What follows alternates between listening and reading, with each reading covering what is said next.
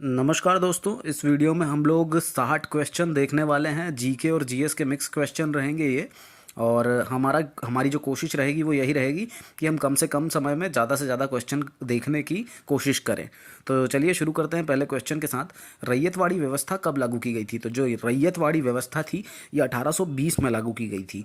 इसके बाद अगला प्रश्न है, नागालैंड राज्य दिवस हर साल कब मनाया जाता है? तो 1 दिसंबर को नागालैंड दिवस मनाया जाता है।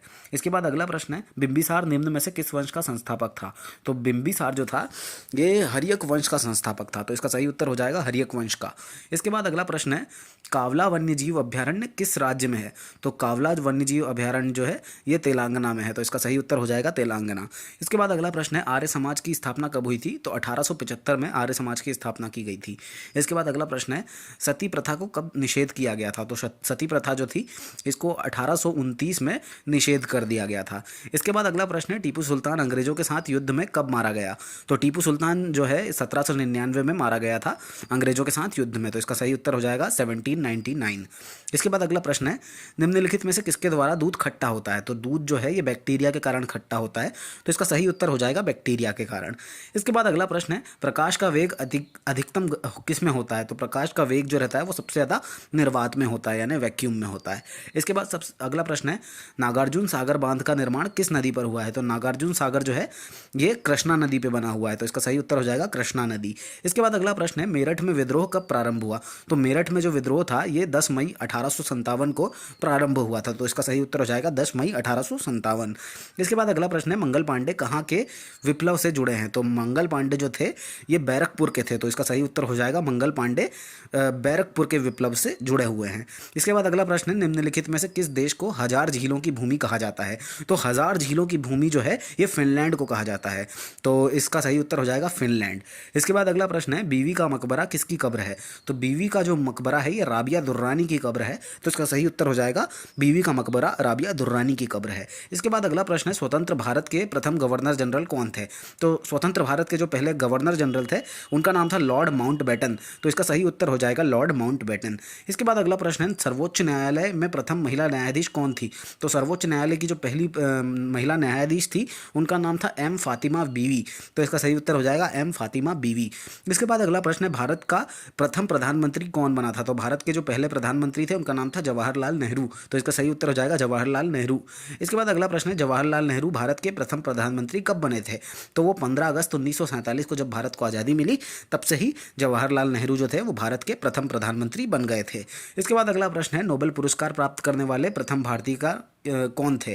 तो नोबेल पुरस्कार जिनको पहली बार मिला था और ऐसे भारतीय जो थे उनका नाम था रविंद्रनाथ टैगोर, तो रविंद्रनाथ टैगोर जी जो थे इनको पहली बार भारत के थे और इनको नोबेल पुरस्कार मिला था।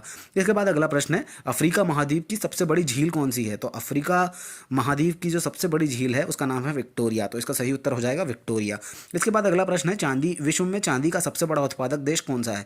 तो विश्व में जो चांदी का सबसे बड़ा उत्पादक देश है वो है मैक्सिको, तो इसका सही उत्तर हो जाएगा मैक्सिको। इसके बाद हमारा अगला प्रश्न है, विश्व का सर्वाधिक स्वर्ण उत्पादक देश निम्नलिखित में से कौन सा है? तो सबसे ज़्यादा स्वर्ण जो है ये दक्षिण अफ्रीका में होता है, तो सबसे ज़्यादा स्वर्ण उत्पादक देश जो है वो दक्षिण अफ्रीका है। इसके बाद अगला प्रश्न है, विश्व में प्राकृतिक रबड़ का सबसे बड़ा उत्पादक कौन सा है? तो आर्टिफिशियल रबड़ जो है ये थाईलैंड में सबसे ज़्यादा बनाई जाती है, तो इसका सही उत्तर हो जाएगा विश्व में प्राकृतिक रबड़ का सबसे बड़ा उत्पादक थाईलैंड है। इसके बाद अगला प्रश्न है, निम्नलिखित में से किसको पर्ल ऑफ साइबेरिया कहा जाता है? तो पर्ल ऑफ साइबेरिया जो है ये बेकौल झील को कहा जाता है, तो इसका सही उत्तर हो जाएगा बेकौल झील। इसके बाद अगला प्रश्न है, विश्व में सिंथेटिक रबर का सबसे बड़ा उत्पादक कौन सा है? तो सिंथेटिक रबर जो है ये संयुक्त राज्य अमेरिका में सबसे ज़्यादा बनाई जाती है, तो सबसे बड़ा उत्पादक हो जाएगा संयुक्त राज्य अमेरिका। इसके बाद हमारा अगला प्रश्न है, एक समान समय पर तूफान आने वाले स्थानों को मिलाने वाली रेखा क्या कहलाती है? तो जब भी एक समान समय पर जहाँ भी तूफान आए हुए रहते हैं उन स्थानों को अगर हम मिलाते हैं तो जिस रेखा से उसको मिलाते हैं उसको आइसोब्रांट बोला जाता है। तो आइसोब्रांट जो है वो ऐसी रेखा होती है जो एक समय पर आने वाले जो तूफान होते हैं उनको उनके स्थानों को मिलाने वाली रेखा होती है। इसके बाद अगला प्रश्न है, किसान दिवस कब मनाया जाता है? तो किसान दिवस जो है ये 23 दिसंबर को मनाया जाता है। इसके बाद अगला प्रश्न है, भारत का सबसे बड़ा नौसेना हवाई अड्डा इसका नाम क्या है? तो जो सी बर्ड है ये भारत का सबसे बड़े नौसेना हवाई अड्डे का नाम है, तो इसका सही उत्तर हो जाएगा सी बर्ड। इसके बाद अगला प्रश्न है, स्वतंत्र भारत में राज्यसभा के प्रथम सभापति कौन थे? तो स्वतंत्र भारत में जो राज्यसभा के पहले सभापति थे उनका नाम था डॉक्टर सर्वपल्ली राधाकृष्णन, तो इसका सही उत्तर हो जाएगा डॉक्टर सर्वपल्ली राधाकृष्णन। इसके बाद अगला प्रश्न है, विश्व की प्रथम नोबेल साहित्य की श्वेत विजेता किस देश के हैं?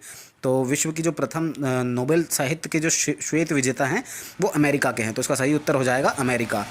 इसके बाद हमारा अगला प्रश्न है, अंत्योदय कार्यक्रम का आरंभ कब किया गया? तो अंत्योदय जो कार्यक्रम था उसका शुभारंभ जो था ये सन 2000 से किया गया था, तो इसका सही उत्तर हो जाएगा 2000। इसके बाद अगला प्रश्न है, पर्यटन दिवस कब मनाया जाता है? तो ये 27 दिसंबर को मनाया जाता है, तो इसका सही उत्तर हो जाएगा पर्यटन दिवस 27 दिसंबर को मनाया जाता है। इसके बाद अगला प्रश्न है, कर्नाटक का पुराना नाम क्या है? तो कर्नाटक का पुराना नाम मैसूर है, तो इसका सही उत्तर हो जाएगा मैसूर। इसके बाद अगला प्रश्न है, सिंधु नदी का मुहाना कौन क्या है? तो सिंधु नदी का जो मुहाना है वो अरब सागर है, तो इसका सही उत्तर हो जाएगा अरब सागर। इसके बाद अगला प्रश्न है, मुसलमानों के लिए पृथक राष्ट्र का सुझाव किसने दिया था? तो मुसलमानों के लिए जो पृथक राज्य था इसका सुझाव जो था मोहम्मद इनकलाब ने दिया था, तो इसका सही उत्तर हो जाएगा मोहम्मद इनकलाब। इसके बाद अगला प्रश्न है, एशिया का प्रथम इंजीनियरिंग कॉलेज कौन सा है? तो एशिया का जो प्रथम इंजीनियरिंग कॉलेज है ये है IIT रुड़की, तो इसका सही उत्तर हो जाएगा रुड़की में।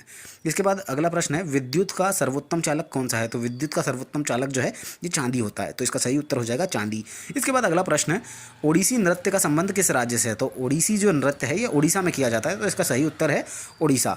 इसके बाद अगला प्रश्न है, भारत का प्रथम कृषि विश्वविद्यालय कहाँ स्थापित किया जा रहा है? तो भारत का जो पहला कृषि विश्वविद्यालय था ये पंतनगर में स्थापित किया गया था, तो इसका सही उत्तर हो जाएगा पंतनगर में। इसके बाद अगला प्रश्न है, गिर राष्ट्रीय उद्यान कहाँ पे है? तो गिर जो है ये गुजरात में है, तो इसका सही उत्तर हो जाएगा गिर राष्ट्रीय उद्यान गुजरात में है। इसके बाद अगला प्रश्न है, उपदेश विकलांगों के लिए कल्याण को सुनिश्चित करना है, तो उपदेश जो है इसका उद्देश्य विकलांगों के लिए कल्याण को सुनिश्चित करना है, तो ऐसी कौन सी योजना है? तो जो संगम योजना है ये विकलांगों के लिए कल्याण को सुनिश्चित करती है, तो इसका सही उत्तर हो जाएगा संगम योजना। इसके बाद अगला प्रश्न है, गीता रहस्य पुस्तक का लेखक कौन है? तो गीता रहस्य जो है इस पुस्तक को लिखा था बाल गंगाधर तिलक जी ने, तो इसका सही उत्तर हो जाएगा बाल गंगाधर तिलक। इसके बाद अगला प्रश्न है, राज्यपाल को किस अनुच्छेद के तहत किसी अपराध के लिए क्षमा देने की शक्ति प्राप्त है? तो राज्यपाल जो है जो है अनुच्छेद 161 के तहत किसी भी अपराध को क्षमा कर देने की शक्ति रखता है, तो इसका सही उत्तर हो जाएगा अनुच्छेद 161।